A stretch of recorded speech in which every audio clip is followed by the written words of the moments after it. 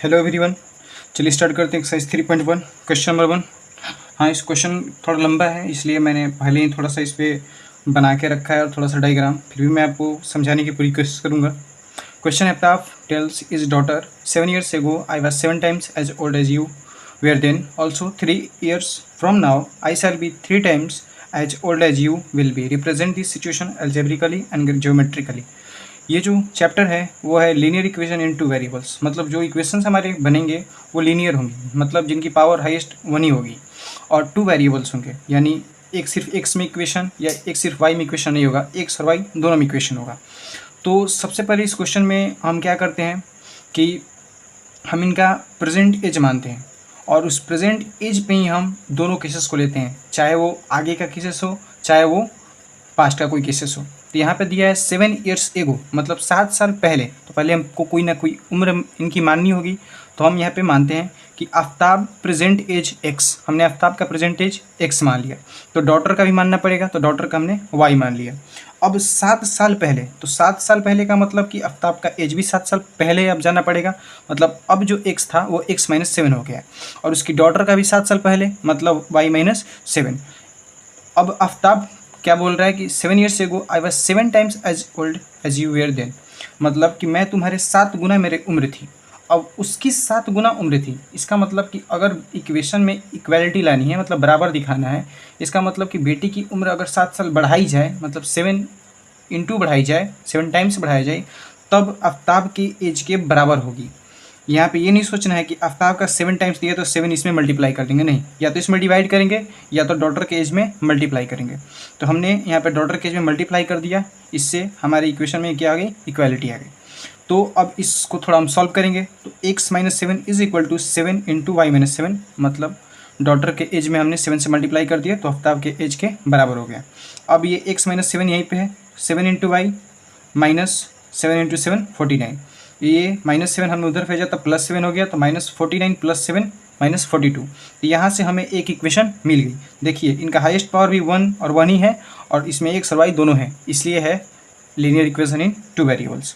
अब दूसरा केस ये बोल रहा है कि I shall be 3 times as old you will be, मतलब 3 years फ्रॉम नाउ। अब ये 3 years फ्रॉम नाउ बोले या हेंस बोले या 3 years आफ्टर बोले, मतलब ये फ्यूचर की बात कर रहा है। तो 3 years फ्रॉम नाउ का मतलब हुआ कि अब से 3 साल पहले आगे। तो हमारा एज यहाँ पे प्रेजेंट एज आफ्ताब और डॉटर का एक्स और वाई था, तो 3 साल बाद क्या हो जाएगा, तो उसका उम्र भी 3 साल बढ़ जाएगा और बेटी का उम्र भी 3 साल बढ़ गया। अकॉर्डिंग टू क्वेश्चन इसमें बोल रहा है कि मैं 3 times हो जाऊँगा। 3 times होने का मतलब कि जो आफ्ताब का एज है अब वो बेटी के एज के बराबर करना है, तो मतलब बेटी के एज में हमें 3 से मल्टीप्लाई करनी होगी, 3 times से बढ़ानी होगी। इसमें नहीं है मल्टीप्लाई करेंगे, या तो इसमें डिवाइड कर सकते हैं, कोई दिक्कत नहीं है, या तो इसमें हम मल्टीप्लाई करेंगे। तो मल्टीप्लाई किया तो x + 3, 3 into Y 3y, 3 into 3 9 हो गया, तो x + 3 3y + 9। अब हमने इस +3 को उधर भेजा तो -3 हो जाएगा, तो 9 - 3 6 हो गया, तो x = 3y + 6। यहाँ से हमें दूसरा इक्वेशन मिल गया, हमें पहला इक्वेशन मिल गया यहाँ पे, और ये दूसरा इक्वेशन। इसके लिए हमको अलजेब्रिकली शो करना था, तो ये हमारा दोनों अलजेब्रिकली इक्वेशन हो गया। अब हमें इसे शो करना है ज्योमेट्रिकली। ज्योमेट्रिकली शो करने का मतलब कि अब हमें ग्राफ बनानी है, इनको ग्राफ पे शो करना है। तो ग्राफ बनाने के लिए हमने पहला इक्वेशन यहाँ दिखा दिया, दूसरा इक्वेशन यहाँ दिखा दिया। अब शो करने का प्रोसेस ये है कि हम किसी भी 2 वैल्यूज़ या 3 वैल्यूज़ को मानते हैं। y का अगर हम वैल्यूज़ मानेंगे तो x पता चलेगा, हम x रखेंगे तो y पता चलेगा। अब इन वैल्यूज़ को हम यहाँ पे प्लॉट करते हैं और फिर उनके पॉइंट्स को मिला के हम ग्राफ खींच देते हैं। तो हमें वैल्यूज कुछ ऐसी माननी है जिससे ज़्यादा इनमें डिफरेंस ना आए, मतलब ऐसा रहे कि थोड़ा मिलता जुलता रहे, थोड़ा अच्छे नंबर्स आएँ। अगर छोटे छोटे करें तो छोटे नंबर्स आएँ, बड़े बड़े करें तो सब बड़े हो जाए। तो यहाँ पे अगर हम देखें, अगर मैं यहाँ पर y का वैल्यू कुछ अगर 6 मानता हूँ, तो 7 × 6 42 - 42, यहाँ पे 0 आ जाएगा x का वैल्यू। तो ये थोड़ा वैल्यू अच्छा था, क्योंकि ये दोनों रिलेटिव नंबर हैं, मतलब आस ही पास हैं, ये 6 है और ये 0 हो गया। अब यहाँ पे एक और नंबर हम मान के चलते हैं, मान लीजिए हमने 7 माना। आप अलग अलग नंबर भी मान सकते हैं, पर हम ऐसा माने जो रिलेटिव हो, अच्छे से बन जाए, इजीली हो। तो 7 माना हमने, तो 7 × 7 49 - 42, तो x का वैल्यू यहाँ पे कितना आ गया, 49 - 42, x का वैल्यू आ गया 7। हमारे पास ये 2 पॉइंट्स हैं। अब हम चाहें तो 2 पॉइंट्स भी बना सकते हैं और चाहे तो 3 पॉइंट्स भी मान के बना सकते हैं। चलिए हम 3 पॉइंट ही मान लेते हैं। अगर हम यहाँ पे y का वैल्यू 5 मान लें तो यहाँ पे 5 रखने पे 7 इंटू 5 35, 35 माइनस 42 कितना हो जाएगा, x का वैल्यू -7। तो यहाँ पे हमें 3 पॉइंट्स मिल गए। अब इन 3 पॉइंट्स को हमें प्लॉट करना होगा। वैसे ही हम इस ग्राफ को भी प्लॉट करते हैं। इसमें भी अगर हम छोटे छोटे नंबर्स हैं तो अगर मैं y को यहाँ पे 0 मान लूँ तो y अगर 0 हो जाएगा तो सिर्फ 6 बचेगा, मतलब x का वैल्यू कितना हो गया, 6 हो गया। एक पॉइंट हमने फाइंड कर लिया। अब हम दूसरे पॉइंट की तरफ चलेंगे। मैंने बोला कि 2 पॉइंट से कम हो सकता है। y का वैल्यू अगर हमने -1 रखा तो -3 हो जाएगा +6, मतलब x का वैल्यू कितना हो जाएगा, 3 हो जाएगा। x = 3। यहाँ पे हमने 2 पॉइंट माना और 2 पॉइंट इनफ है, लेकिन फिर भी मैं यहाँ पे 3 पॉइंट लेके चल रहा हूँ। अगर y का वैल्यू हमने -2 माना तो -2 रखने पे -2 इंटू 3 -6 हो जाएगा, और -6 + 6 x का वैल्यू कितना हो गया, 0 हो जाएगा। यहाँ भी हमने 3 पॉइंट मान ली। अब इस इक्वेशन का अलग हम ग्राफ बनाएंगे, इस इक्वेशन का अलग ग्राफ बनाएंगे, क्योंकि दोनों सिचुएशंस अलग अलग है।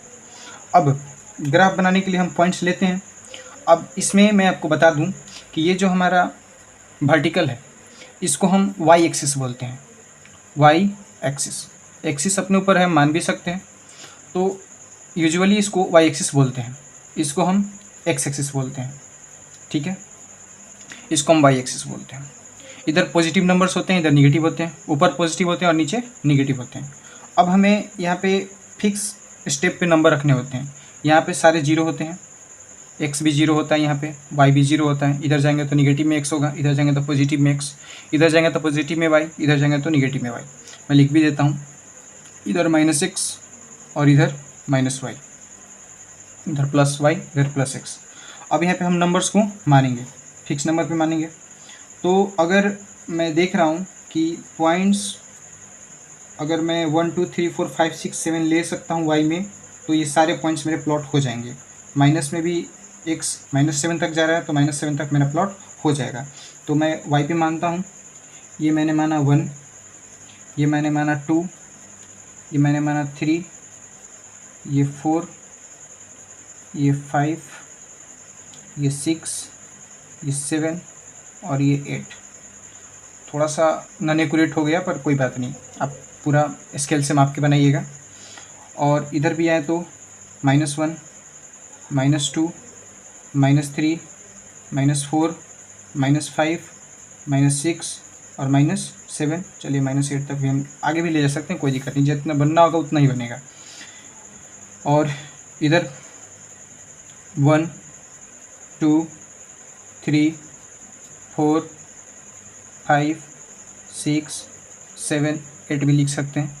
इधर भी -1 -2 -3 -4 -5 -6 -7 -8 -9 हो जाएगा।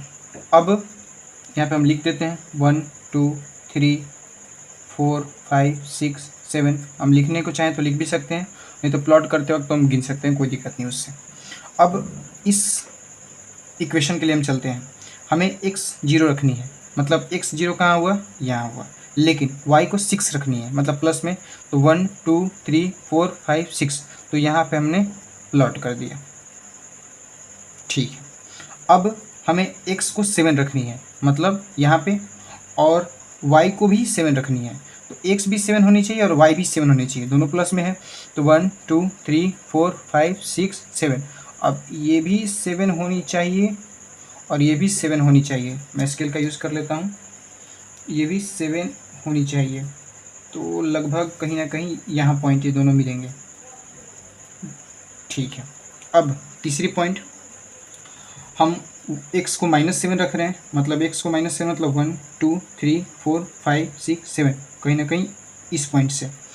और y को हम 5 मान के चल रहे हैं, तो y पॉजिटिव है।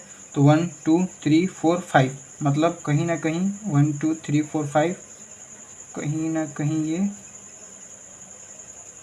यहाँ मिलेगा इस पॉइंट पे।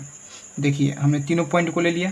अब इन तीनों पॉइंट को हम अगर ज्वाइन कर देंगे तो वही हमारा ग्राफ होगा। हम बोले थे पहले कि थोड़ा सा मेरा ग्राफ अनएक्यूरेट है, तो थोड़ा सा ही दिक्कत होगी, पर ऐसे ही बनेगा। आप स्केल से बनाइएगा, देखिए तीनों पॉइंट एक दूसरे से जुड़ जाएंगे, जुड़ गए, और यही हमारा फर्स्ट इक्वेशन सॉल्व होता है। हम इस पे लिख सकते हैं, ये जो हमारे x minus is equal to 7y minus 42 हमारी पहला इक्वेशन का ग्राफ है। दूसरा इक्वेशन के ग्राफ पे चलते हैं, तो x is equal to 3y plus 6 है, y को हम 0 मानेंगे तो y हमारा यहाँ पे 0 हो गया, और x को हम 6 मानेंगे तो x हमारा 6 पॉजिटिव में 6 हो गया, तो y 0 और x 6 इस पॉइंट पे पड़ता है। ठीक है, अब y को -1 माने तो y को -1 माने तो -1 ये है, और y को x को हम 3 मानेंगे तो 1 2 3 ये दोनों आके कहीं ना कहीं यहाँ मिलेंगे। एक ये हमारा पॉइंट हो गया। अब आएंगे हम तीसरा पॉइंट पे, y को -2 मानना है तो 1 2 -1 -2 यहाँ हो गया, और x हमारा 0 है मतलब यहीं है, तो ये पॉइंट यहीं रह जाएगा क्योंकि x 0 है और y -2 है। अब इन तीनों पॉइंट्स को हम मिला देंगे। लीजिए हम तीनों पॉइंट्स को मिला देते हैं, देखिए थोड़ा एक्यूरेट हो गया, सही हो गया। ये हमारा दूसरा ग्राफ है। दूसरे ग्राफ का नाम था x is equal to 3y plus 6, इसी इक्वेशन का हमारा ये ग्राफ है, और इस तरह से इस क्वेश्चन को हम सॉल्व कर सकते हैं। और भी कोई अगर प्रॉब्लम हो या कोई आगे एक्सरसाइज का कोई क्वेश्चन में डाउट हो तो आप ज़रूर कमेंट करें। ये मेरा नया चैनल है इसलिए सब्सक्राइब ज़रूर करें ताकि एक सपोर्ट मिल सके।